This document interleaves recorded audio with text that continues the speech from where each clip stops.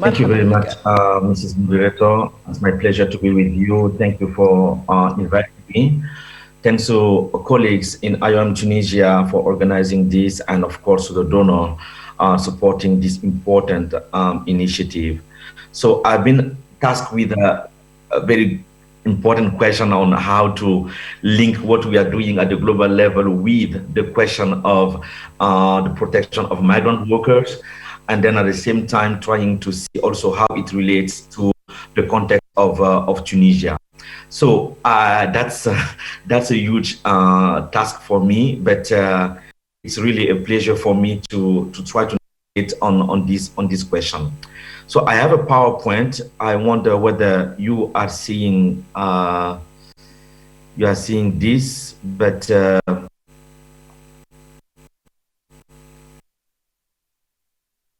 you are having my PowerPoint, but maybe I will go through, and of course I will ask my colleagues to share it with you in due time, so that you will have it afterwards. So my first point is really about the global compact for migration. I think, Mrs. Moderator, you mentioned the importance of these sort of agreements around the globe.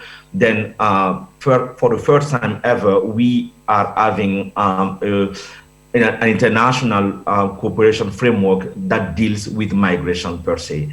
So only migration, for the first time ever, coming with all the member states around the globe adopting this global compact for migration. It has 23 objectives and also associative commitments by member states. It's an aspirational document, in terms of approach regarding where member states would like to take migration to in the future. It is balanced. It has a 360 degree of migration, which means it deals with departure, arrival, transit, and all sorts of situations that are related to migration. It's a state-led document, of course. As I said, the document has been signed by member states, including Tunisia, of course, and but it has a couple of principles on which I will get back later. It's people-centered, human right-based, important to mention, and it's rooted in the SDGs.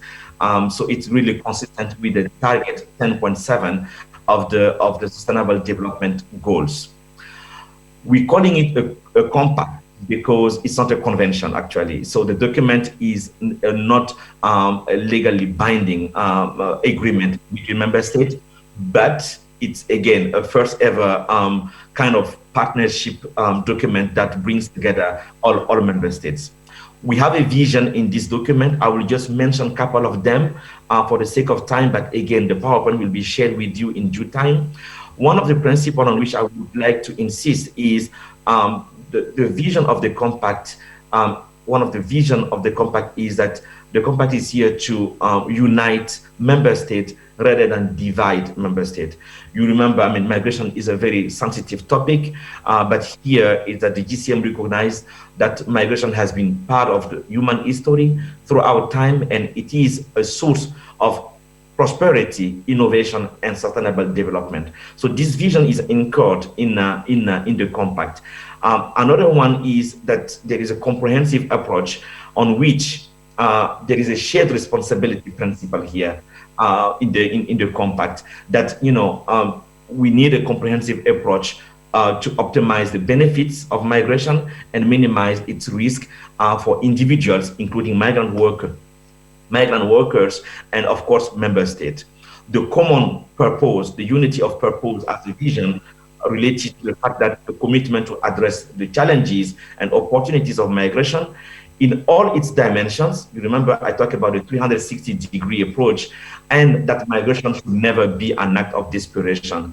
I'm really happy to hear you in the previous panel talking about how international agreement can come together and give the opportunity to Tunisians to go abroad and work there, or to welcome migrants also in Tunisia to work. So all these is, again, according to the compact, to avoid that migration be an act of desperation for migrants.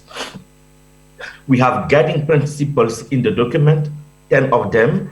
I won't mention all the 10, but quickly, a human rights principle, child sensitive, whole of society approach, which means that yes, the compact has been signed up by member state, but the whole of society approach means that states are very encouraged to bring in other stakeholders in management of migration, in the implementation of the compact. So civil society organizations, academia, parliament members, mayors, as the other panelists of this afternoon session. So this is a very important principle I wish to stop on. And then the next one is international cooperation, the rule of law and due process, as Madam Moderator just mentioned. We have member states already committing to other international instruments. So here is the reminder of this, of the importance of this. Another principle is the gender responsive. As of now that we have more than 50% of migration is composed of women. So there is a clear recognition that when it comes to implementing migration agreements, when it comes to trying to protect migrant workers, there is a need to take into account the specific needs of women. Whole of government approach is the next principle for us in the compact. Again, clearly migration is a cross-cutting issue. There is no possibility for one department or one government agency to address migration issues. Then there is a clear recognition in the compact that migration should be addressed by all agencies, all government agencies coming together to address migration. People-centered is the next principle. National sovereignty is a key one, is an important one, and sustainable development as again related to the SDGs. We have in total 23 objectives then in the compact. You remember I talked about the vision, I talked about the guiding principles, and then looking at specifically the objectives of the compact, we have 23 of them. I wish here to quickly mention two. The objective number 6, which is facilitate fair, and I quote, facilitate fair and ethical recruitment and safeguard conditions that ensure decent work, which definitely really talks to the topic of this session. So it shows that member states at the global level came together in Marrakesh in December 2018 and sign up for this. So there is a clear international obligation upon the states that are committed to the compact, including Tunisia.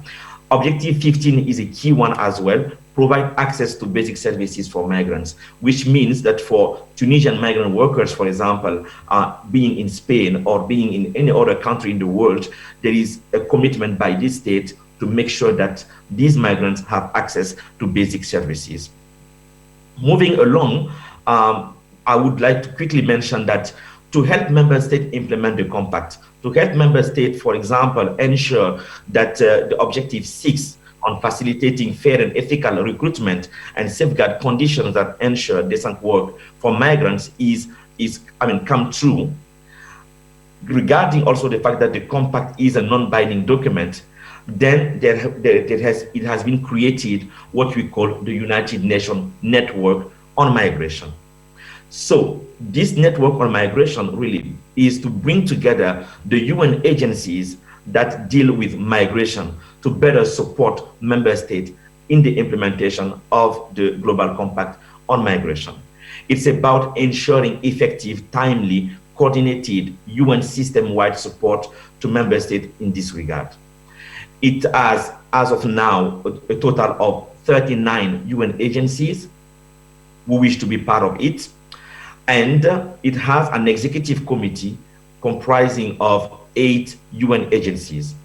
Quickly mentioning them: ILO on labor, which again related to this topic, IOM, migration agency of the UN, OSCHR, looking at the human rights dimension of everything, UNDESA on data, UNDP on development, UNHCR regarding refugees, UNICEF for children in the move, and UNODC on drugs and crimes.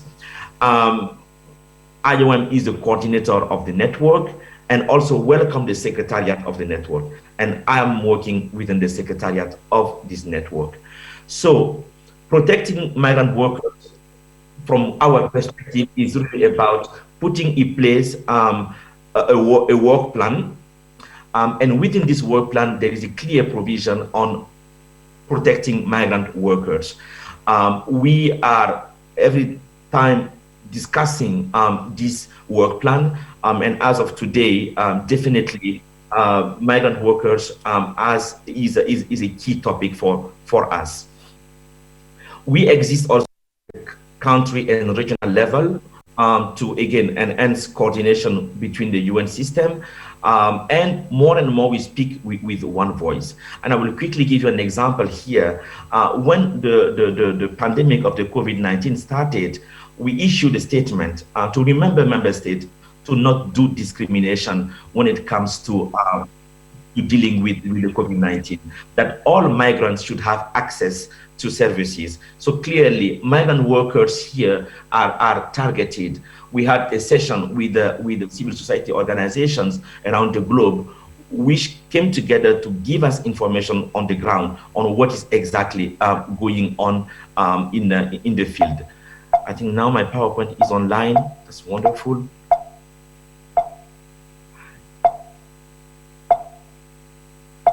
So I was speaking on this one quickly, and then when it comes to the working groups, we have many different working groups. I don't know who is managing my PowerPoint, but it's moving so fast.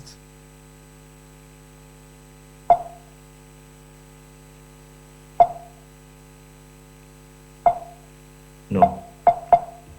I want to go back. No, it's going further, and I want to go back. That's okay, that's correct. Can we stay here? Wonderful. So I was talking about speaking with one voice. As of one of the roles of the network is really to do some advocacy, and the advocacy is coming to some time with statements. And I took the example of the COVID-19, where we reminded member states to not do discrimination vis-a-vis migrant workers in addressing the COVID-19 pandemic. Slide, please. At the country level, these are very few examples. Again, I think you will go through in reading the PowerPoint. So for the sake of time, I will just move forward. Slide, please. This is to show you what we are doing at the global level. We have two different categories of working groups. One of them is really about what we call core working groups, and we have two of them. One is related to supporting UN country teams to better support member states implementing the compact, and the other one is a kind of working group which is working on supporting member states and stakeholders on the Global Compact on Migration or implementation. At the thematic level, you have the list of them on this slide. You will go through, but I just wanted to draw your attention on thematic working group 4, which is directly linked to what we are discussing today, bilateral labor migration agreements, where we're trying to provide some guidance to member states as of how to negotiate and implement bilateral labor migration agreements with sufficient provisions to ensure human rights of migrant workers are protected. Working group number 6, access to services. In the context of the COVID-19, clearly it has its relevance, but it shows that there is an importance of, again, supporting member states on better ensuring that migrant workers have access to basic services. Slide, please. I wanted to take you through concrete work on our working groups. But maybe for the sake of time, again, I will just go through quickly to say that the working group on supporting member states better implement the GCM, they develop a guide and a booklet to, tell member states kind of how they can implement the compact. And this was relevant because, as you remember, there are some objectives here which are directly linked to the protection of migrant workers.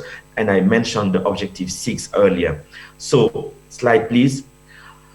Looking at the guide, it has an introduction part, the understanding on the GCM, laying the foundation of the GCM implementation. What does it mean to implement a whole of government approach on policy coherence? What does it mean to engage, and what does it mean and how better engage with other stakeholders? And what does it mean also to implement a human rights-based approach when it comes to to addressing and giving absolute care to migrant workers. Looking at the six, they also came up with this, like 6 steps to implement the GCM. The kickoff step, a need assessment, a design, implementation, evaluation and review and reporting. So it shows member states how to start, how to implement, and also how to assess and evaluate. It also shows to member states how to better include all parties to be successful in the GCM implementation, or let's say on addressing or implementing Objective 6, which is related to the migrant workers. Slide, please. Just here is a concrete example. Madam Moderator talked about earlier the human rights aspect of it. I just wanted to show how the guide kind of support member states better implement the human rights principle. So I won't go through on detail, but just to show you that sometimes when member states come together and they sign agreement, after they just wonder what does it mean in concrete terms, how to make it concrete, how to reflect on it. So the guide here is really to supporting them in this regard. And we have a box on the COVID-19 where clearly the advocacy tools that I mentioned earlier are targeted and put on the spotlight. Slide, please. On the design side, how to implement, again, that's also an example. It has, an evaluation, a need assessment part, and of course, in this part, there is an opportunity for a country like Tunisia to assess one of its agreement with another member state and see where they're standing on the protection of migrant workers side. Slide, please. So the booklet, the same, just here a quick presentation. All this is available online, so I think we can move on. Slide, please. One of the key part of my presentation here is really, again, looking at Objective 6. When you look at in the booklet, there are concrete and practical actions that are associated with each objective of the GCM. In today's discussion, we're more interested in Objective 6, facilitate fair and ethical recruitment. There are 12 practical actions which are proposed in the guide by the working group sitting in Geneva that has all UN agencies interested and also some civil society organizations.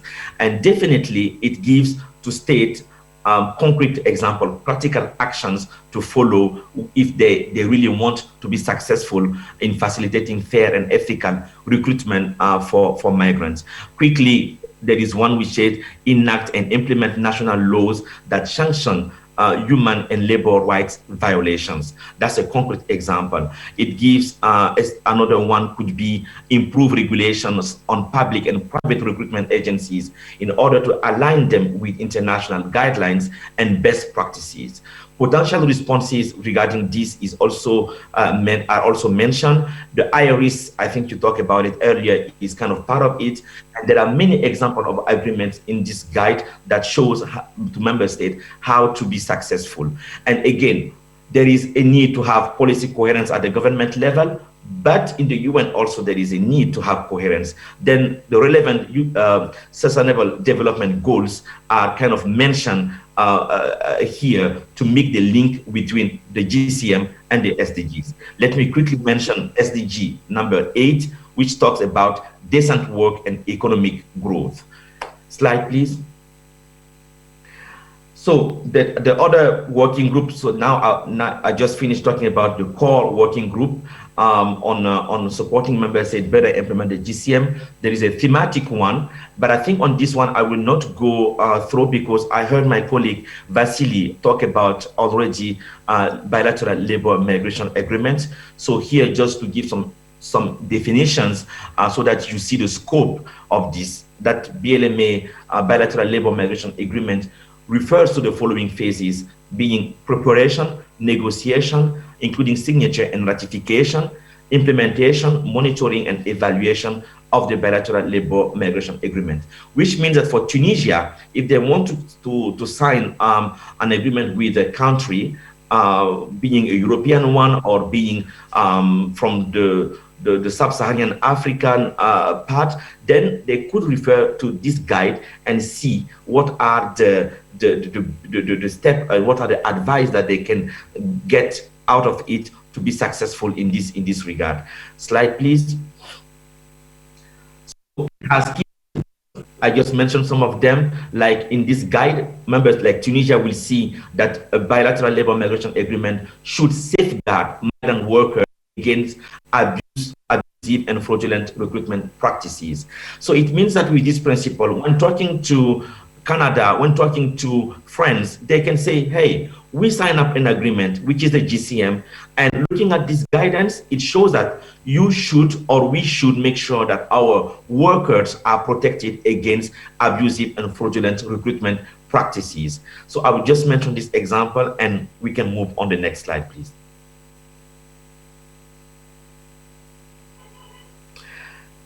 This is our presence in the world. Yes, we're sitting in Geneva, but we also have presence in the ground. This is to show you that, yes, we are at the global level, but we are trying our best to be present in the field and support governments better implement the GCM. And here is the presence in the globe. In blue are the countries, and in yellow, you have the regional entities that represent the UN network on migration. Slide, please. We have another initiative which is called Champion Countries Initiative on the compact.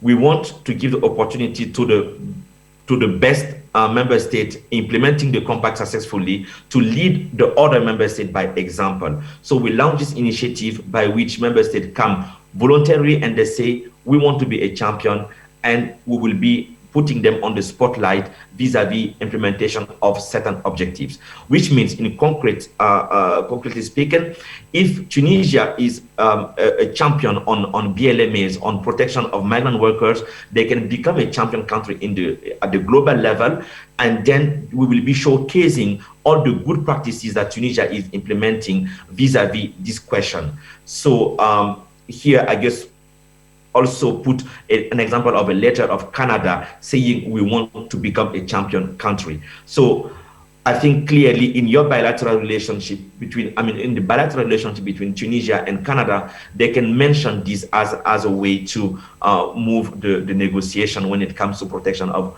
migrant workers, for example. Slide, please. We have now 20 champion countries on the GCM. I just mentioned them in this slide: Morocco, Canada, Portugal, Mexico, etc. So they're worldwide. So we wish, of course, to keep the list expanding, and we're happy to consider one day hopefully Tunisia as one of the champion countries vis-a-vis the GCM implementation. Slide, please. With that, that's the end. I try to be quick. I was planning to have more time, but I heard at the beginning that we should be short. That's what I try to do here. Again, it's a little bit kind of complex to link what is going on at the global level with really these field questions. But I hope I was clear enough, and I'm happy, of course, to respond to questions as they arise. Thank you so much, Ms. Moderator. Over to you now.